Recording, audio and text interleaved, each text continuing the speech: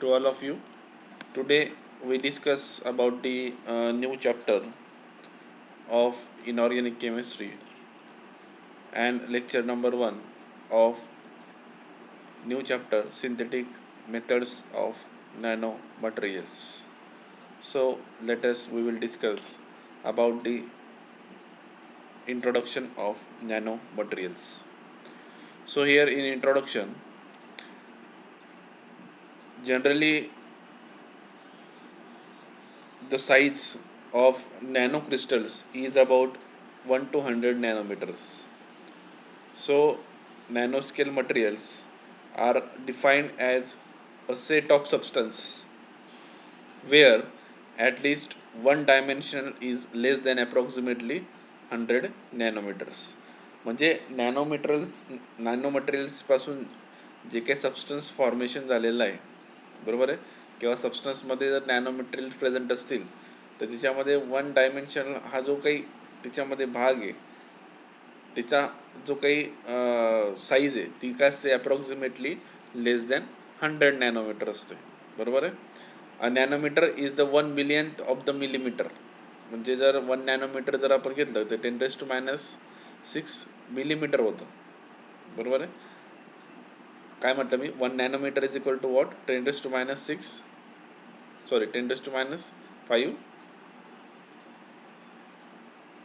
Millimetre झालं, बरोबर आहे. अशा वेळेस तर डायमीटर्स जर आपण जर पाहिला तर त्याचा डायमीटर हा ह्युमन एअरपेक्षा काय असतो, कमी असतो. ठीक आहे.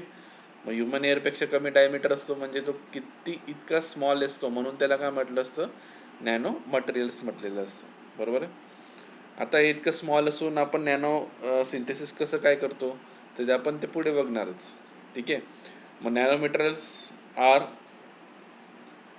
the interest because at this scale unique optical, then magnetic, then electrical and other properties emerge.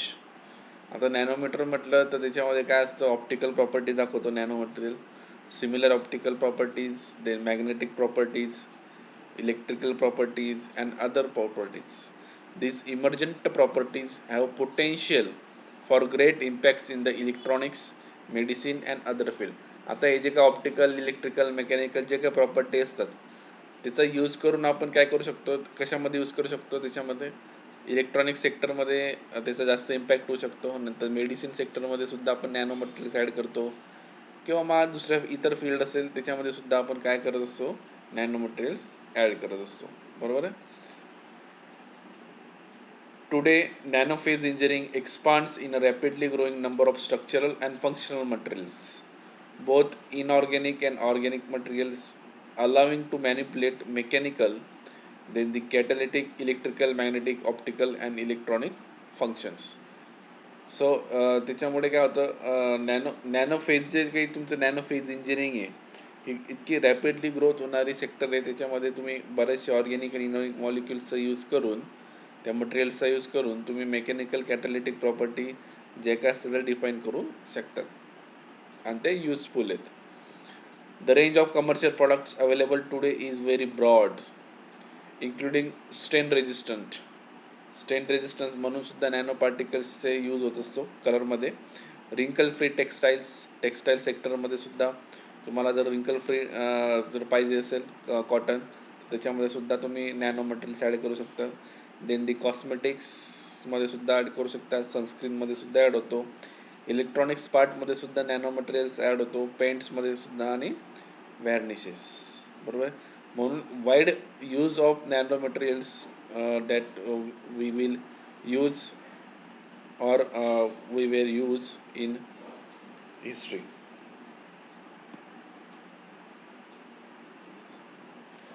The classification of nanomaterial. Here in introduction we also have, in addition to that, the properties are responsible for the application of nanomaterials in the field of sensors. So most of times we use remote as in which the sensor is a useful material. So this sensor which was made by using the nanomaterials crystals. and these sensing technologies are the useful in today's electronics gadgets. For example, nanomaterials based biosensors are also useful, which signifies the amalgamation, material science, molecular engineering. We are also use the sensors that the chemistry and biotechnology can provide a robust sensitivity and specific molecular detection, which holds the many-fold capability of detecting the manipulates atoms and the molecules. Here are exceptional potential in applications such as molecular perceptions, then the pathogenic diagnosis, environmental monitoring. So there are a lot of use of nanomaterials in today's wave. So we will now discuss about the classification of nanomaterials, how to classify the nanomaterials. Generally, nanomaterials are extremely small size. I was told in previous slide, which having at least one dimension about 100 nanometers. आता 100 नॅनोमीटर्स dimension जर तुम्हाला म्हटलेलं आहे तर नॅनोमीटर्सचं 100 dimension हे लेस म्हणजे 100 नॅनोमीटरच्या खाली जर तुम्ही क्रिस्टल एखादा आला तर त्याला आपण काय म्हणतो जनरली नॅनो मटेरियल्स म्हणतो. Nano materials can be nano scale in 1 dimensional and then the 2 dimensional. So here we use the 1 dimensional, 2 dimensional, 1 dimensional, 2 dimensional, and then the 3 dimensional. So here 1 dimensional means the surface films, 2 dimensional means strands or fibers, or 3 dimensionals is the particles. They can exist in a single, fused, aggregated, agglomerated forms with spherical, then the tubular, then the irregular shapes. So they can exist in a single manner, then fused manner, aggregated manners, forms with spherical, tubular, and irregular shapes. The common types of nanomaterials, which includes nanotubes. आता नॅनोमटेरियल्समध्ये नॅनोट्यूब्स use होतात, डेंड्रीमर्स, quantum dots, फुलड्रीन्स, हे झाले तुमचे नॅनोमटेरियलचे types. मग तुम्ही वेगवेगळे nano tubes तयार करू शकता, डेंड्रीमर्स तयार करू शकता, क्वांटम डॉट्स तयार करू, फुलड्रीन तयार करू शकता. मग हे काही जे सबस्टन्स तयार होतात ते काय म्हणतात मग नॅनो मटेरियल्सचे टाईप्स म्हणतात. मग nano materials have the application in the field of nano technologies. Nano टेक्नॉलॉजीमध्ये सुद्धा बऱ्यापैकी तिचा यूज होत असतो. आणि display different physical chemical characteristics of normal chemicals. Physical chemical characteristic determine करण्यासाठी सुद्धा याचा यूज केला जातो. फॉर सिल्वर घ्या, सिल्वर नॅनो घ्या, कार्बन नॅनोट्यूब्स घ्या, fullerenes, photo catalyst, carbon nano silica etcetera. Nano materials which are characters by an ultra fine grain size. आता त्याची ग्रेन साईज जी असते नॅनो मटेरियल्सच्या पार्टिकलची ती काय असते, लेस दॅन 50 नॅनोमीटर असते, or by dimension limited to 50 nanometres, किंवा मग ते 50 नॅनोमीटरपर्यंत ते दिलेले असते डायमेन्शनली. आता आपण पाहणार आहे size dependent properties of nano materials. आता साईज डिपेंडंट म्हणजे वेगवेगळ्या प्रकारचे साईज जर तुमची नॅनो पार्टिकलची चेंज झाली की त्याच्या प्रॉपर्टीसुद्धा काय असतात, नेहमी चेंज होत असतात. मग आता याच्यामध्ये आपण पाहू semiconducting nano materials. Generally quantum dots are use as nano crystals and which is a special class of semiconductors which are a crystal composed of periodic group. Then आता periodic group मध्ये कुठले कुठले second, sixth, third, fifth or fourth, sixth materials are useful and used as a doping materials in a semiconductors. आता याच्यामध्ये कुठले कुठले सांगितले मी तुम्हाला, पिरियडिक ग्रुपमधले सेकंड आणि sixth groups, third and fifth groups, fourth and sixth groups materials which are used as a quantum dots in a nano crystals. Generally quantum dots are unique class of semiconductor here because they are so small. quantum dots ची size अजून small असते. आता त्याची size काय असते, generally 2 ते 10 नॅनोमीटर्स, बरोबर आहे, इन डायमीटर्स. म्हणजे आता तुम्हाला क्वांटम डॉट जर तयार करायचं असेल तर त्या क्रिस्टलची साईज किती पाहिजे, 2 ते 10 नॅनोमीटरपर्यंत साईज यायला पाहिजे. जोपर्यंत साईज येत नाही तोपर्यंत तुम्ही त्याला क्वांटम डॉट म्हणू शकत नाही. जनरली लेस दॅन 50 नॅनोमीटर हे काय असतात, काय असतात ते नॅनो पार्टिकल्स असतात किंवा नॅनो मटेरियल्स असतात. Quantum dots forms very thin semiconductor films buckles due to the stress of having lattice structures slightly different in size from those of materials upon which the films are grown. Here the quantum dots which forms thin semiconductor materials due to its stress of which having the various lattice structures which is slightly different size from those of materials upon which the films are grown. These use pressures as new layers are deposited and force the initially flat film to separate into dots and then pop up into the third dimension to relieve the stress rather than continue to grow against the resistance of two dimension.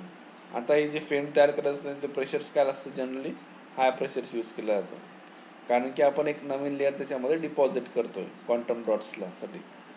So the initially flat film is to separate into dots and then pop up into the third dimension to relieve the stress, which is for relieving the stress, which is used as a resistance of for the two-dimensional structures.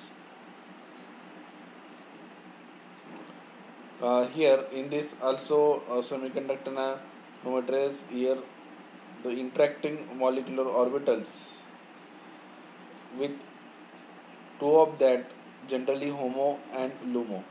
आता याच्यामध्ये जर आपण molecular orbital जर पाहिले आता semiconducting nano मटेरियल्समध्ये molecular orbital कसे असतात दोन टाईपचे असतात. एक होमो आणि दुसरा काय असतो लुमो असतो. बरोबर आहे. होमो म्हणजे काय हायेस्ट ऑक्युपाईड मॉलिक्युलर ऑर्बिटल आणि लुमो म्हणजे काय लोएस्ट अनऑक्युपाईड मॉलिक्युलर ऑर्बिटल. आता लोएस्ट अनऑक्युपाईड मॉलिक्युलर ऑर्बिटल म्हणजे काय लोएस्ट जी काही तुमची मॉलिक्युलर ऑर्बिटल आहे त्याच्यामध्ये कुठल्याही प्रकारचं फिलअप झालेलं नाही आहे म्हणजे त्याच्यात इलेक्ट्रॉन प्रेझेंट नाही आहे. बरोबर आहे. पण होमोमध्ये काय इलेक्ट्रॉन्सचं ऑक्युपेशन झालेलं आहे. मग अशा वेळेस काय होतं त्याच्यामध्ये होमो आणि लुमो which forms the energy pairs. So homo having the high energy and lumo having the low energy. Homo having the high energy and it has the presence of one electrons. So which allows them to interact with very strongly interaction. And these orbitals are called printed molecular orbitals. म्हणून त्याला काय म्हणतात FMO. त्या homo आणि लुमो ऑर्बिटलला काय म्हणतात frontier molecular orbital due to the presence of interaction between them and it is lie at the outermost boundary of the electrons of the molecules. म्हणजे बाउंड्री जे असेल मॉलिक्युलर ऑर्बिटलची तिथं काय करतात ते इलेक्ट्रॉन्स रेसाइड करतात म्हणजे थांबलेले असतात. अशा पद्धतीने सेमीकंडक्टर नॅनो मटेरियलचे जे काही तुम्ही पाहिलं असेल याच्यामध्ये तर त्याला क्वांटम डॉट्समध्ये आपण काय पाहिलं त्याच्या पिरियडिक टेबल्समधले second sixth third fifth fourth sixth materials add केले असतात. क्वांटम डॉटची साईज जी असते ते 2 ते 10 नॅनोमीटर असते जनरली. बरोबर आहे. आणि त्याला हाय प्रेशर देऊन त्याच्यात लेअर डिपॉझिट केलेली असते आणि ती लेअर डिपॉझिट करून which grows against the resistance of what two dimension. Here the homo and lumo also important part. Homo is the highest occupied molecular orbital theory. Lumo is the lowest unoccupied molecular orbital theory. So during this interaction takes place and this interaction takes place these orbitals are called as what frontier molecular orbital theory, that is FMO, and these are resides at the outermost boundaries of the electrons of the molecules. Then following is the metallic nanoparticles. Here the size dependent property of nanometer in which first is semiconducting nanoparticles and second is what metallic nanoparticles. Here the metallic nanoparticles are sometimes also referred as inorganic nanoparticles. याला metallic nano पार्टिकल्सलाच काय वेळेस काय म्हटलं जातं inorganic nano particles असं सुद्धा म्हटलं जातं. That are made of metals म्हणजे कुठले मेटल्स पासून नॅनो पार्टिकल्स तयार केले जातात तर silver then the gold then the iron and zinc etcetera याचा यूज करून तुम्हाला काय केलं जातं मेटलिक नॅनो पार्टिकल्स तयार केले. Metallic nano particles such as magnetic nano particles and semiconductor nanoparticles are used in a biomedical prospect such as in diagnostic, targeting cancer, treatment of disease, antimicrobial activity and tissue energy engineering, etc. So metallic nanoparticles generally are used in my biomedical field in biomedical field for the diagnosis of particular disease, then targeting cancer disease, then the antimicrobial activity checkup and tissue engineering, etc. These particles have the wide band gaps. आता जे nano particles असतात त्याच्यामध्ये band gaps जास्त असतो. which on uh, which on tuning shows different properties. Due to the large band gap, it has shown different properties, and these properties are used in photocatalysis as well as in electronics device, photo optics, water splitting applications. Due to wide gaps, it shows the some excitations. Due to the excitation which is used and a photocatalyst, electronics devices, then photo optics, water splitting applications. The characteristic property of these semiconductor nanoparticles or quantum dots are highly dependent on their size and shapes. आता जर size आणि shape जर change झाली तर त्याच्या properties सुद्धा change होतील. कोणाच्या नॅनो पार्टिकल्सचे, सेमीकंडक्टर नॅनो पार्टिकल्सचं घ्या किंवा मग क्वांटम डॉट्सचं घ्या. दोघांपैकी कुठलंही घेतलं तर त्याच्यामध्ये साईज मॅटर करेल. जर तुम्ही साईज ही जेवढी स्मॉल ठेवणार तेवढ्या प्रॉपर्टीज पण तुम्हाला वेगवेगळ्या प्रकारच्या त्या दाखवत राहतील. The conduction band of the shell materials, which is higher band gap material, is at higher energy than the core, whereas the valence band of the shell is lower energy than the core. मग valence band जे काय असतं त्याचे shell हे lower energy दाखवतात, highest बँडचे काय दाखवतात highest कोरपेक्षा जास्त एनर्जी असते त्यांची, बरोबर आहे. त्याच्यामुळे काय तयार होत असतं नेहमी त्याच्यामध्ये बँड गॅप तयार होत असतो. त्या बँड गॅपला काय म्हणतात कंडक्शन बँड म्हटलं जातं. So here there are the formation of synthetic roots. In these synthetic roots, there are two types of approaches: bottom up approaches and bottom down approaches. First, we see bottom up approaches. Now, in bottom up approaches, the point number one is chemical vapor deposition. In this chemical vapor deposition is a chemical process used to produce high purity and high performance solid materials. So here the in CVD it produces the high purity materials as well as high performance solid materials. The chemical vapor deposition process is mostly used in the semiconductor industry for depositing thin films of various materials. The process involves exposure of the substrate to one or more volatile precursors. These precursors decompose the substrate and react it to produce the desired deposit. आता याच्यामध्ये chemical vapour डिपोजिशनमध्ये आपण काय करणार आहे, हाय purity किंवा high performance solid material तयार करणार आहे. आता ते मटेरियल तयार करत असताना ते कशामध्ये यूज केलं जातं, सेमीकंडक्टर इंडस्ट्रीमध्ये यूज केलं जातं chemical vapour deposition.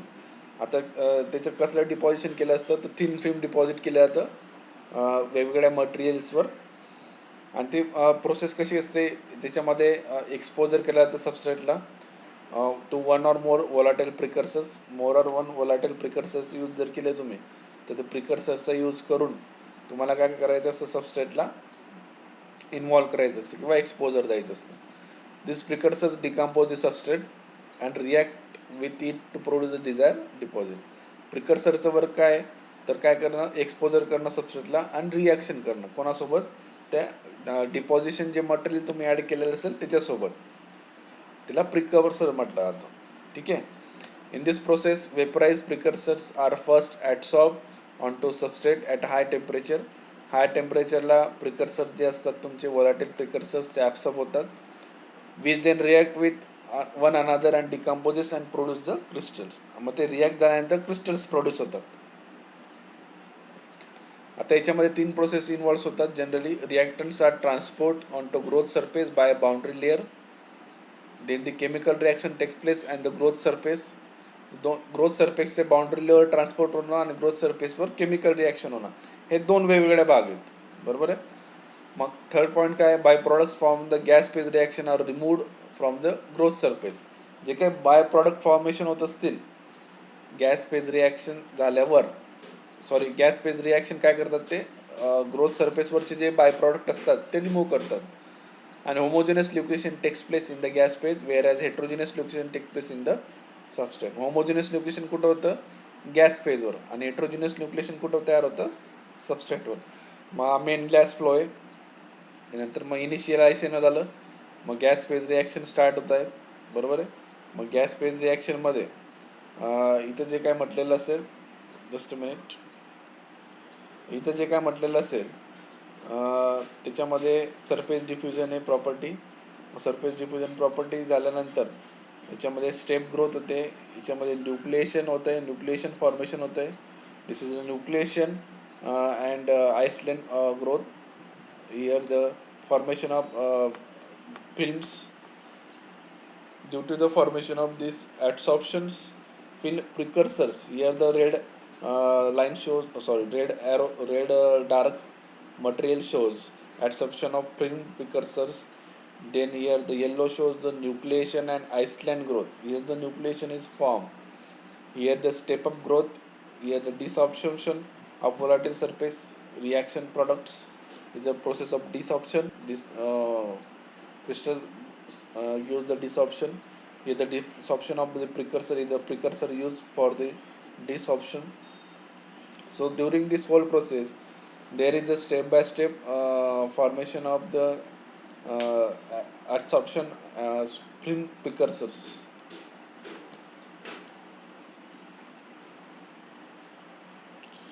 Here the schematic diagrams of CVD. CVD means what? Chemical vapor deposition. In these diagrams, there is some the reactant gases. Here the carrier gases. Here this is the waste gases. This is the outlet of waste gases. Here the reaction chamber. Here the substrate. So this is the heater. By using this heater, this reaction chambers heating, and during the formation of heating, the hydrochloride is formed. This hydrochloride goes into the waste gases by these directions. In this component consists of neutralizing part of exhaust gases and or vacuum system to provide the required reduced pressure for the CVD process that performs at low pressure or high vacuum during the deposition. आता याच्यामध्ये काय होतं, generally exhaust gases जे असतात किंवा जे काही carrier gases असतात ते काय करायला प्रोड्यूस केले जातात, ठीक आहे. आणि ते प्रोड्यूस कसे केले जातात, ॲट रिड्यूस प्रेशर. मग ते कशामध्ये यूज करतात, त्याला परफॉर्म केलं जातं at lowest pressure and high vacuum. आणि लोएस्ट प्रेशरला काय केलं जातं, त्याला डिपॉझिट केलं जातं, बरोबर आहे. कशावर, तुमच्या मेटलवर. The unreacted precursors and corrosive byproducts such as HCl. आता याच्यामध्ये तुम्ही मेटल क्लोराईड घेणार आणि हायड्रोजन गॅस पास केल्यानंतर मेटल फॉर्मेशन तयार होतं, मेटलवर एक लेअर येते आणि बाय प्रॉडक्ट म्हणून HCl तयार होतो. पुन्हा इकडं सांगतो की या रिॲक्शन चेंबरमध्ये काय होतं आहे, तुमचा जो मेटल क्लोराईड आहे त्यासोबत हायड्रोजनची रिॲक्शन झाली, हायड्रोजन गॅस तुम्ही पास केला, त्याच्यानंतर तुम्हाला जो काय प्रॉडक्ट भेटणार आहे तो मेटल भेटणार आहे, बरोबर आहे. आणि त्या पर्टिक्युलर मेटलवर कसले येईल, एक डिपॉझिशन होईल, बरोबर आहे. लो प्रेशरला डिपॉझिशन होईल, म्हणजे एक लेअर तयार होईल, प्रोटेक्टिव्ह लेअर. आणि लेअर तयार झाल्यानंतर बाय प्रॉडक्ट म्हणून HCl तयार होतो त्या रिॲक्शनचा, metal plus HCl.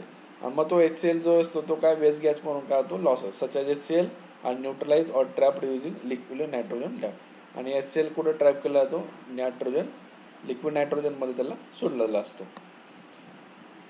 Inflammable gas such as hydrogens are burn off. आता हायड्रोजन गॅस जो म्हणून तो मी जो ॲड करताय तो बर्न ऑफ केलेला असतो. Unreacted expensive precursors may be collected at the outlet. हा आउटलेटचा भाग आहे. हा आउटलेट जो असतो तो अनरिॲक्टेड जे का प्रिकर्सर तुम्ही इथे ॲड केलेले असतात स्टार्टिंगला ते काय असतात, कलेक्ट केले जातात. म्हणजे अशा पद्धतीने आपण थर्मल ॲक्टिव्ह आपण केमिकली वेपराईज डिपॉझिशन पाहिलेलं आहे. पुढचं पाहू आता, थर्मली ॲक्टिवेटेड CVD, बरोबर आहे. आता थर्मली ॲक्टिवेटेड CVDमध्ये तुम्हाला काय करायचं आहे, थर्मली ॲक्टिवेशन करायचं आहे. थर्मली ॲक्टिवेशन यूज करून तुम्हाला CVD ॲप प्रोसेस करायची. मग thermal CVD process which having the temperature of about 200 degree 2000 degree पर्यंत टेम्परेचर तुम्ही यूज केलं असतं. बरोबर आहे.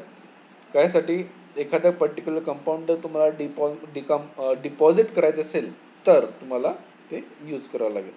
मग त्यासाठी दोन टाईपचे रिॲक्टर्स यूज केलेले आहेत, हॉट वॉल्ड रिॲक्टर आणि cold walled reactor. Hot walled reactor is isothermal surface, एक आयसोथर्मल सरफेस असतो की ज्याच्यात हीट कंटिन्युअसली पास केली असते. Into with the substrate are place. मग आता अशा वेळेस काय केलं असतं, थर्मल एनर्जी वापरून तो सबस्ट्रेट काय केलं असतं तर प्रिकर्सरने त्याला हीट केलेला असतो. The whole chamber is heated and the precise temperature control can be achieved by designing the furnace.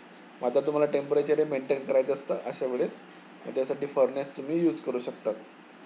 A disadvantage of hot wall config is that deposition occurs on the walls of the chamber as well as on the substrate.